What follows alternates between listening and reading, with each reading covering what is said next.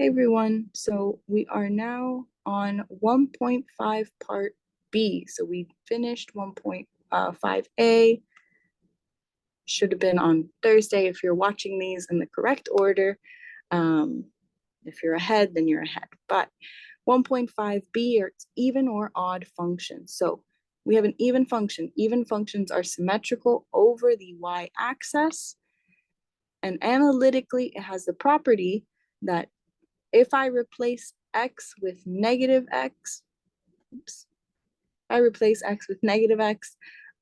will have the same equation, the same function.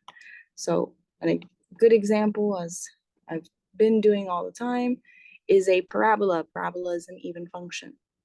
So checking if a function is even, the first thing I want to do, replace x with negative x. So, oops. Keep forgetting I need to switch out of these. So I have f of x, or actually I should say negative x to the 6th power minus negative x to the 4th power. Now, when I have an even power, I'm going to have them paired off, right? So what's going to happen is my negative is going to disappear.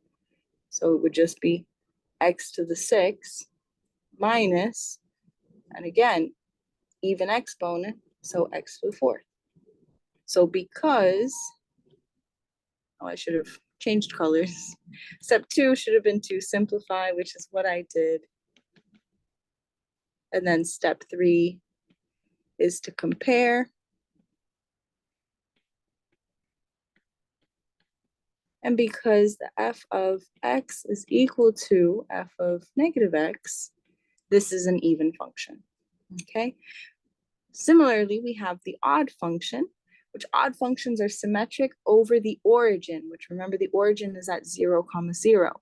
And analytically, it has the property that f of negative x is going to be equal to negative f of x. So they are actually going to be opposites. So, oh, I didn't write a function now for this one. Let's see if I can find it. Probably we can make it up, I guess. So, or we'll do this on Tuesday. We'll do the example on Tuesday because I don't know odd functions off the top of my head.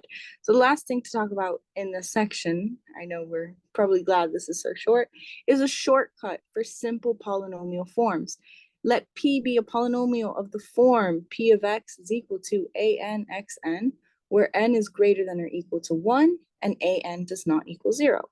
If n is even, then P is an even function. And if n is odd, then P is an odd function.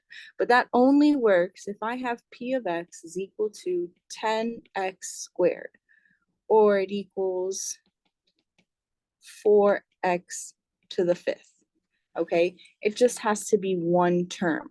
There cannot be multiple terms. That's when you can use the shortcut.